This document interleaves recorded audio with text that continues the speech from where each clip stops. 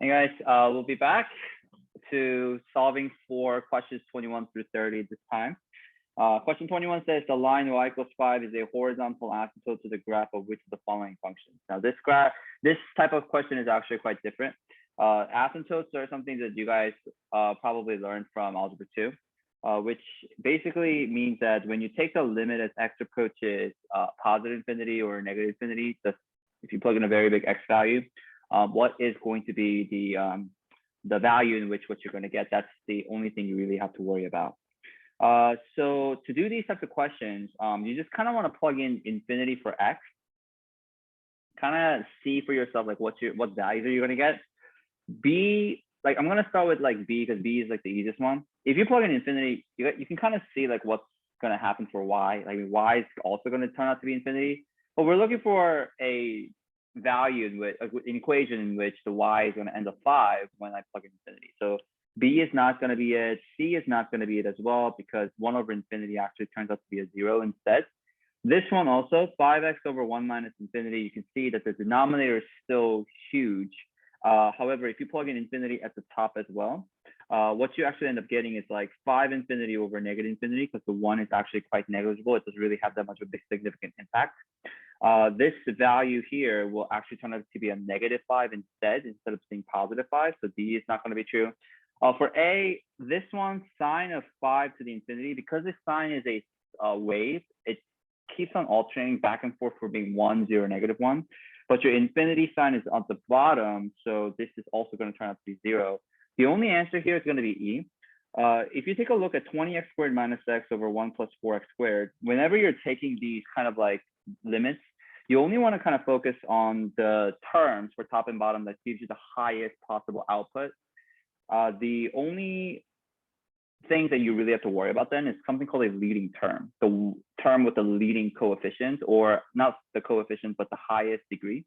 At the top, we have x squared, and the bottom, we have x squared. So this x1 is not going to really make a huge impact because when you plug in infinity for x squared, even though you're plugging infinity for x, infinity squared is just so much bigger than infinity that this x is quite negligible. So if you take 20x squared over 4x squared and you just kind of like cancel out the x squared together, you get 20 over 4, which is simply going to be 5. So that's the limit as x approaches infinity. So then that's why the E is going to be the right answer here. Okay. Number 22, let f be function, the function defined by f of x equals natural log of x over x. What is the absolute maximum value of f here? So to do these types of questions, what we want to do is we actually want to have a visual for ourselves here. So let's go to our graphing calculator. And I'm going to go back to using the calculator one more time.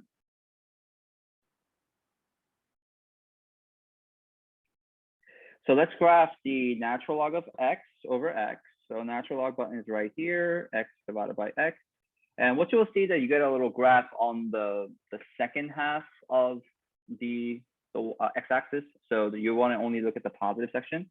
And the absolute maximum value, it says, well, this is the question where it gets a little bit challenging to do. Just by looking at this calculator, we really can't pinpoint where the actual value is going to be.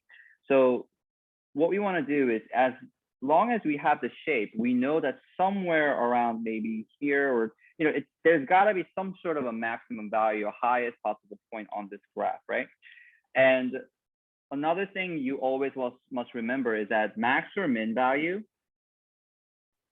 for any type of function is when you take the derivative of that specific function and find out that if that equals 0, that's where the max or min value is going to come into play. So you take the f of x equals natural log of x over x, and you actually want to derive this in terms of x. Okay, so how are we going about doing that? This one, you will be involving a quotient rule one more time. As you can see, we have a function at the top and the function at the bottom. And I recommend you refer back to the quotient rule that we just did in the previous example, which states that I am going to take the derivative of the first times the second minus derivative of the second times the first function divided by g of x squared. So then f prime of x, which is natural log of x, that's also one of those things that we all must remember. Sorry. the derivative of natural log of x actually becomes 1 over x. So f of x here becomes natural log of x. F prime of x becomes 1 over x. Now, I know that it just might sound confusing because I have like h of x, f of x on 2 locations. So let me just call this h just to like clarify this just a little bit better. And g of x is equal to x. G prime of x, therefore, is just simply going to equal to 1, which is really simple to do. Then I plug things in. So 1 over x times g of x minus 1 times natural log of x over g of x squared. This x cancels out. So I have 1 minus natural log of x over x squared here. And it says that what is the absolute maximum value? Remember, it's when 1 minus natural log of x over x squared, this derivative equals 0 here. All right, so then I want to find out where this thing equals 0. Now, if you multiply both sides by x squared, then obviously these two will cancel out. 1 minus natural log of x then will still end up being a 0. 1 equals natural log of x. And if you guys know this, if you're trying to solve for it, you can put this in an exponential format, which states that natural log of x, that's same as log base e of x equals 1. So what is the function that you can plug in for x to get equal to 1? If I just kind of help you out with this using the calculator again, sorry. All right, so then I'm going to clear the screen and say, all right, so I want to find out natural log of whatever this value is. It gives me 1. So because natural log of x is same as log base e, if you actually do natural log of e, it gives you 1 because it's basically power of whatever the e is. So I can do e to the power of 2 if I wanted to, and that will give me 2. So you get the idea. So then x value, whatever the value is going to be for this one, the x is actually going to be e here. Okay, so that is the value in which when you plug it in, you get the maximum value. I'm still not quite done because you notice how none of the answer choices actually gives you e. You actually found it, but they want you to find the maximum value, which means they want you to find out the y value you get when you plug in x with e. So therefore, you're going to plug that into the original function, natural log of e over e. Well, that's just simply going to be 1. So there we go. It's 1 over e. So remember, natural log of e is just 1. This is like a logarithmic statement, like a property, one of those things that you can remember. All right, so for number 23, if P of t is the size of population at time t, then which of the following differential equations describes the linear growth? Now, this is quite simple. They all give you dp over dt, which means that's the change in population over change in time. Now, if that is supposed to be linear, then you just really want to find the one that actually has no variables in it. Like, for example, for a linear function, let's say like mx plus b, the derivative of that is simply just going to be whatever the slope is. So it's just got to be a straight up number, which happens to be just a. That's it. Let g be the function defined by g of x equals x squared e kx, where k is constant. For what value of k does g have a critical point at x equals 2 over 3? Now, some of us are not really quite familiar with what critical point is, but critical point is where the graph changes its direction. To be more specifically, you can just kind of call these max or min once again. Remember, for max and min, anytime when you see those types of words, automatically your brain should say, oh, that means I'm looking for the derivative to be equal to 0 then. That's all there is to it. All right, so then for what value of k does g have a critical point at x equals 2/3? Well, I have to take a look at the g of x, which is x squared e to the power of kx, and I have to derive this in terms of x. So this one here, we will involve a power rule. Product rule. So this is the first function, and this is your second function. Let's call this g of x still. I know that this still says g of x, but I'll just call this h. It doesn't matter what I call it. Just derive this by using the product rule. That's basically what it comes down to. So remember that it's f of x prime times g of x, the derivative of the first times the second, plus derivative of the second times the first. So f of x here is x squared. F prime of x becomes 2x. g of x is e to the power of kx. G prime of x is, if you guys take a the like derivative of e to the power of x, it's regular e to the power of x, but anything with a k in front of it, you want to take the derivative of that and put it as part of your coefficient. So it's k e to the power of kx for the derivative of that one. Okay. All right. So now let's say that I plug everything in here. So if we take a look at the derivative, you take the f of prime of x and plug it in. So 2x times g of x, which is e to the power of kx, plus g prime of x, and then times f of x, which is x squared. Now this, you want to set that equal to 0 because we're looking for where the derivative actually happens to be 0. But x is also 2/3. That's what the question tells me. So that means I have to plug in x as 2/3 for every single one of these places wherever I see x is. So 2/3 times x, oh, sorry, that should have been 2/3. And then you have to square that equals 0. So if I just kind of simplify this, that's 4/3 e to the power of 2/3 k plus k e to the 2/3 k times that's 4/9 is equal to 0. Now I know that the equation looks pretty complicated. So at this particular location, what you want to do is just kind of I think take your time and be patient with it. Just take the terms, take the common terms, and then just combine them together. So that's what all you really just have to do. Now that you get at this stage, the ultimate goal is to solve for what k value is, right? Right now there's k in so many different locations. That's why it's quite confusing. But what you will notice is that in this particular term and in that particular term, the e to the power of 2/3 k is the common term in which we can kind of like factor out from both the first and the second term. So what I mean by that is I take this out and I also take this out, which is the same thing. And then I put a big parentheses around the whole thing like this, because you're kind of, it's like factoring, right? If I gave you like, for example, 3x plus 9, you're taking out the 3 from both and writing x plus 3. So in these two locations, you're factoring out the e to the power of 2/3 k and putting whatever is left over inside this parenthesis. So I see 4/3 plus 4/9 k is equal to 0. So now you have a very easy expression to kind of think about, but if you can't really see this, it's really going to be difficult. This times this thing is equal to 0. Just like quadratics and a zero product property, if one of these ended up equaling 0, then you actually get a 0, right? Because they're being multiplied. And what do you know? This one, if you try to set it up to 0, it's actually not going to work out. There's no value in k in which you can plug it in that gives you a 0 for that function for the very first one. But this one actually works. 4/3 plus 4/9 k, if you set that equal to 0, it's simply like a pre-algebra question. So subtract 4/3 on both sides of the equation. 4/9 k is equal to negative 4/3. Then on both sides of the equation, you can kind of multiply by 9/4 to get rid of the fraction here. So k is by itself. Then this 4 would cancel out and the 9 and 3 cancels out, and k just simply becomes -3. So all that work is quite necessary to do 24. I know it's very elaborate, but there we go. I think what generally tends to happen is that towards the end of the multiple choice, their questions are actually quite difficult. So at this time, if you ran out of time, you might just want to guess. Try to eliminate as many answers as possible though, and then before you guess.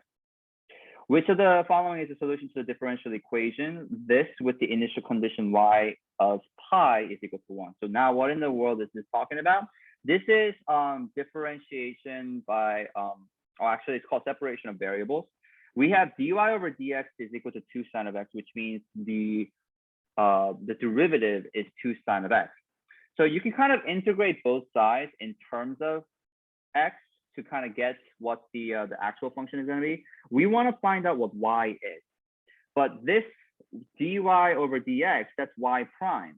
So what is going to be the function that gives you 2 sine of x as its derivative? That's the question here. So what is y when derivative is equal to 2 sine of x? That's the question. So in order for me to find out what y is, we need to kind of integrate both sides here in terms of dx, because then the prime and the integration will cancel each other out and I'll get y by itself. So how do I integrate this? Well, the 2 can just stay, as it is. Remember, any constant value that is being multiplied, you can kind of bring it out. When you integrate sine, okay, derivative of cosine of x actually becomes negative sine. So if you want to countermeasure this negative, you got to think in the opposite sense and say that if I were to take the derivative of a negative cosine, that will give me another sign to account for to make this into a positive. So therefore, this right here, the antiderivative of sine is equal to negative cosine. And remember, whenever you're taking pair of integrations, you have to consider that there could be a potential constant value that we just simply label as c. And this is the reason why they gave you this clue in the first place, that when you plug in pi for x, you actually end up getting 1 for your final answer. So here, you want to use this as your clue to solve for c. This means that if I were to plug in x as pi into the function here, what I should end up with is that this y value will actually turn out to be a 1.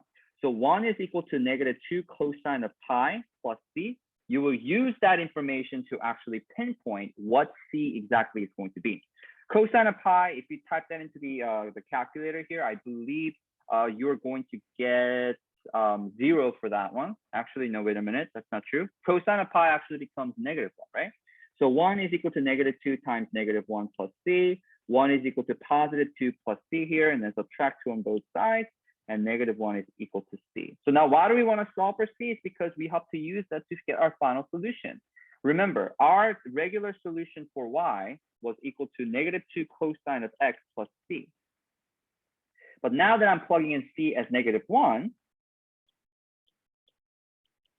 that is my final answer, which is going to give me negative 2 cosine minus 1, which is e for this question. Okay. All right, now we're down to last three questions. Let g be a function with the first derivative given by that. Okay, fair enough. Which of the following must be true on the interval x between 0 and 2? All right, so from here, what we need to do is we need to take a look at this and go, okay, so if I were to integrate that, what am I going to get? E to the negative t squared, by the way, guys, the function is going to actually look like this. So because it's squared, and if you plug in 1 here, I know that you're going to get e, but if you plug in 2, well, actually, I think it's going to be better if I just kind of show it to you. So y is equal to, I'm going to plug e to the power of negative x and then square that. And this graph is going to look like, it looks like a little bump in the middle, right? It looks pretty, it looks a little weird. But what this is telling you,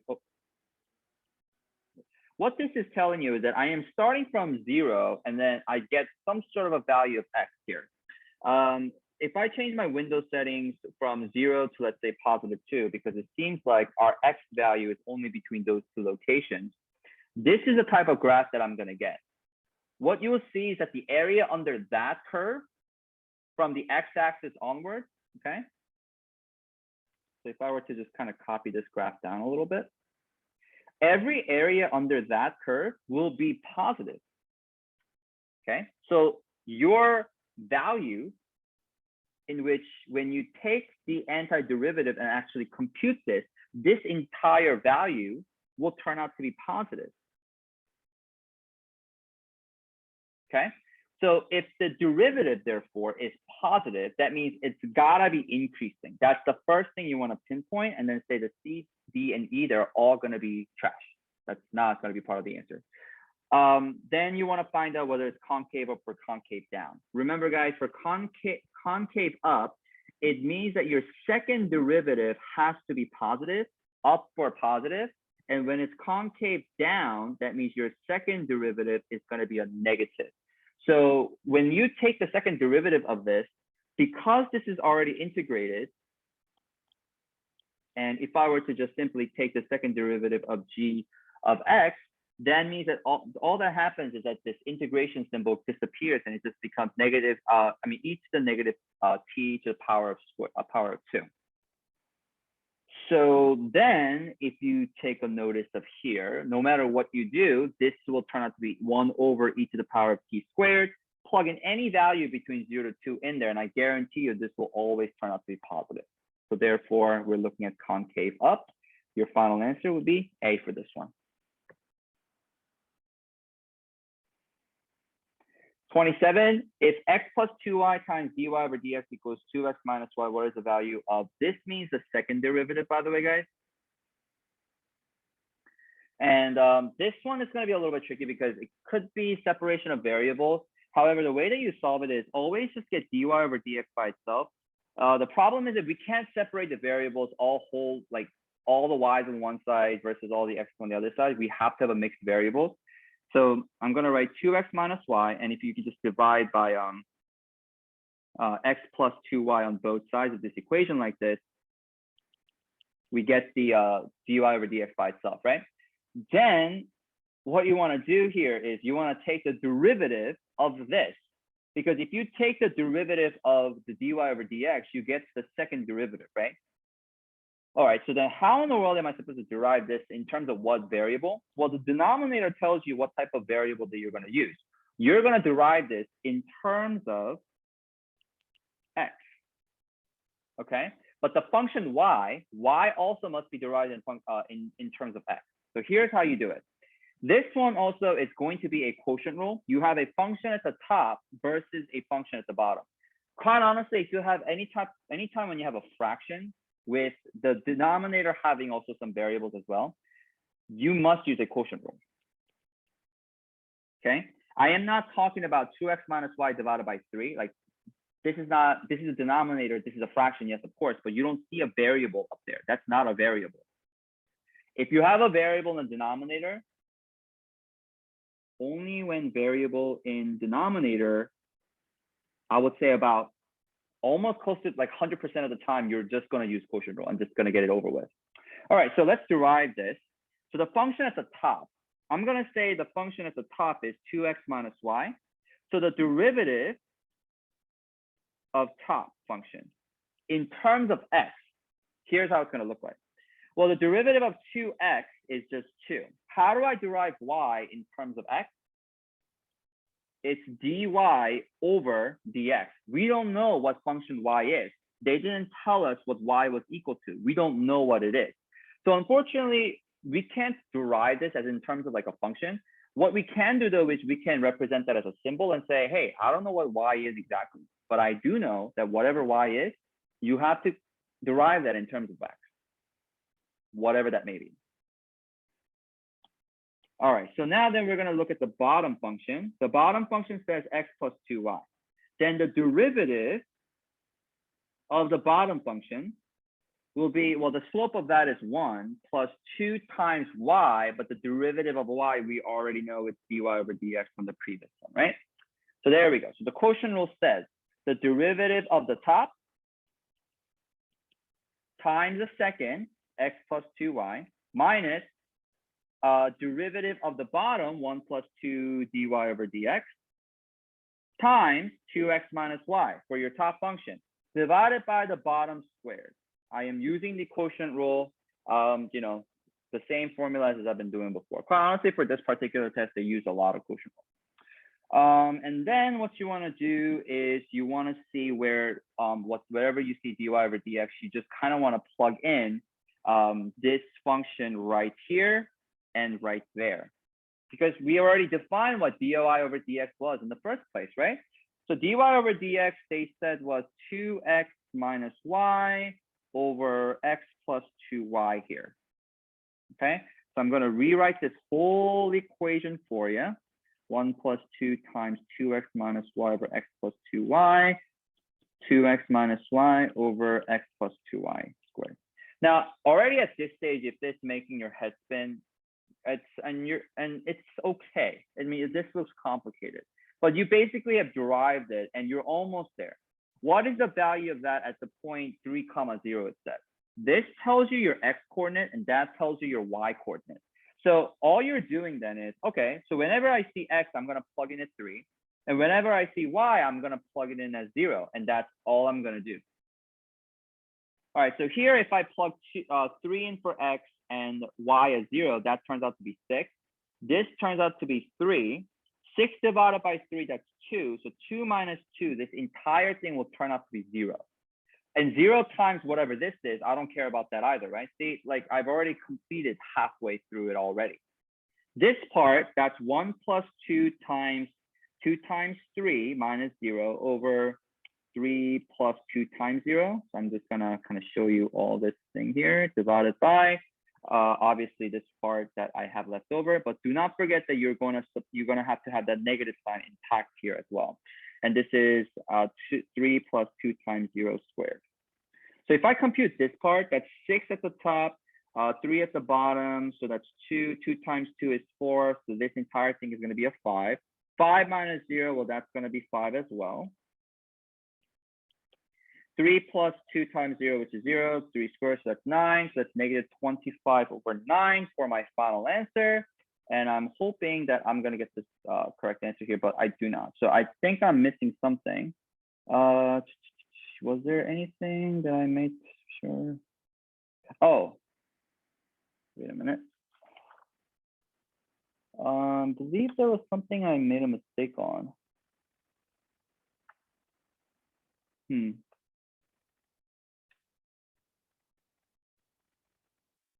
Well, there's nothing that I see at the moment here. So 3 plus 0, that's 3. 2 minus 2. Okay. 6, 3, 2, that's 0, minus 3 plus 0, that's 3, that's 9. Well, at the top, should be, oh, that was a mistake. 2 times 3, I said it was 5. This should have been a 6. So that should have been 30. So negative 30 divided by 9, negative 10 over 3. There we go. I was wondering where the answer was coming from. All right, so the answer for this one, we would say negative 10 over 3.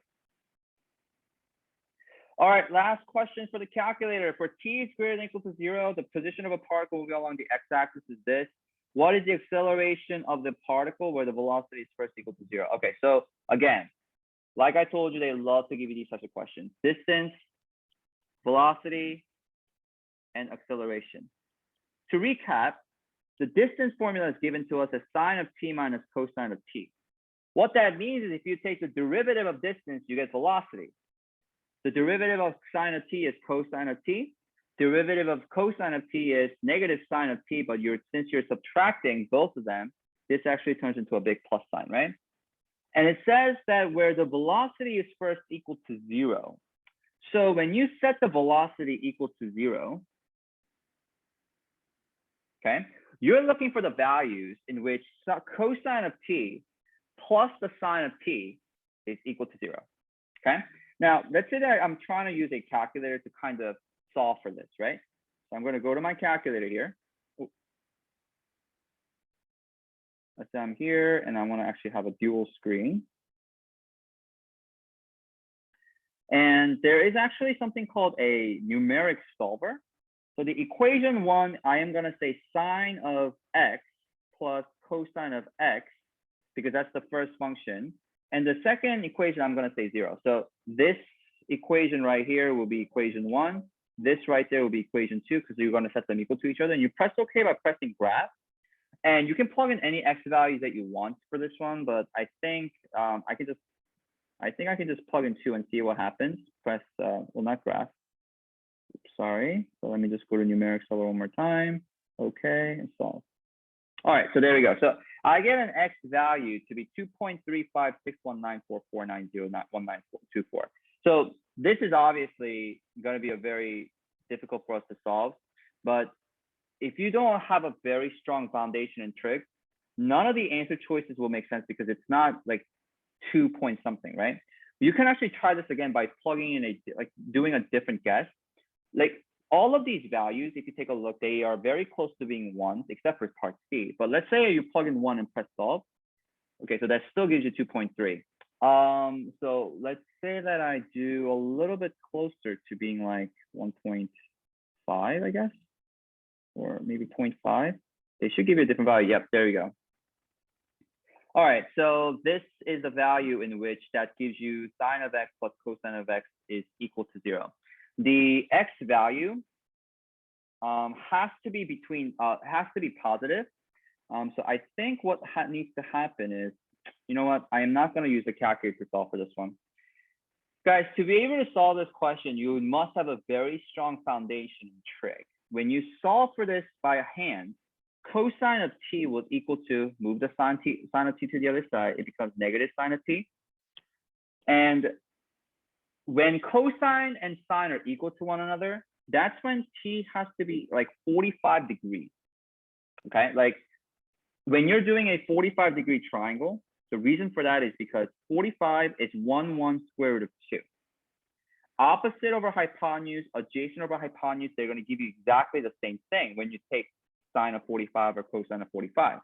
So the angle must be 45, but it's not cosine equal to just regular sine, it's equal to a negative sine.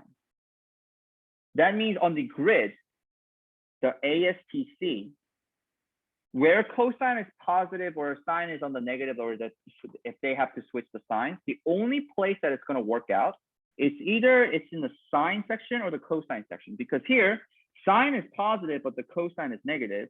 Cosine is positive here, but the sine is negative there. So when you plug in those values, this will make sense at 45 degrees as your reference angle. So the angle that actually exists in the second quadrant with the reference angle being 45 degrees, because that's the reference angle with the x-axis and where the terminal side is, the angle is, this has to be 135 degrees, okay? And I can kind of show you with using the calculator as to why this will make sense. I will be in the degrees mode for mode. Like you want to click on mode like this, and you want to get onto this first screen, and click the fourth one to be in degrees, and make sure that your black highlight is over that.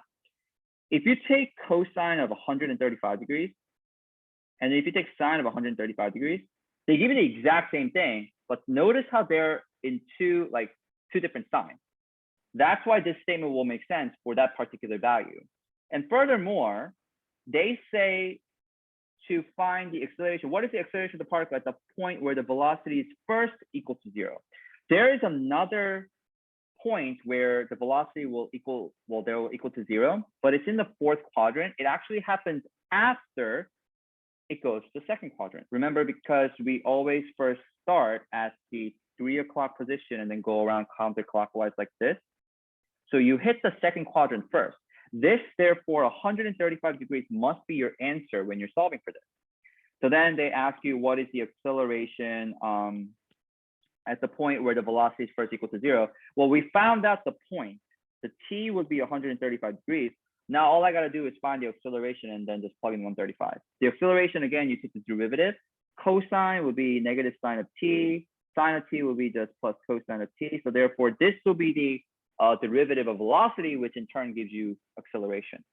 So then I can just kind of go to my calculator here. And time is, I mean, not time, but parameter t or variable t is 135 degrees. And you're just gonna plug in the t is equal to 135. So negative sine of 135 plus cosine of 135 degrees. I get negative 1.414. Well, that's going to be the same thing as saying square root of 2 or square root of negative 2. I'm sorry, negative square root of 2. What am I doing? So there we go. That's the answer for question number 28. Yeah, they definitely do give you, college would have a trend of giving you like harder questions towards the end. So my suggestion is please just start from the beginning to the end, just finish them up in order, because normally the easier questions will be in the beginning. For these, yes, these are really tough to solve for, but they're doable. Your foundations for derivatives, antiderivatives must be very strong, and also all the other special rules for trig derivatives, natural log of x, e to the power of x. I really strongly encourage you guys to study for those before your test.